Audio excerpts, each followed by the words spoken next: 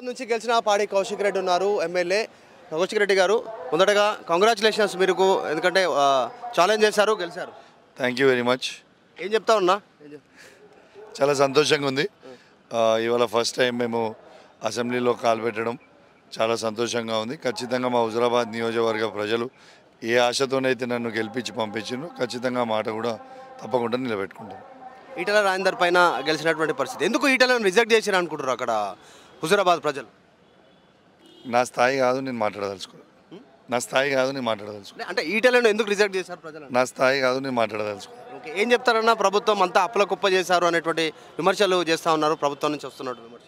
ముందు వస్తాయి అన్నీ కూడా ముందు మాట్లాడదాం. ఇవాళ ఫస్ట్ డేనే కదా, ముందర సినిమా చాలా ఉంటుంది, ఆ సినిమా చెప్తాం.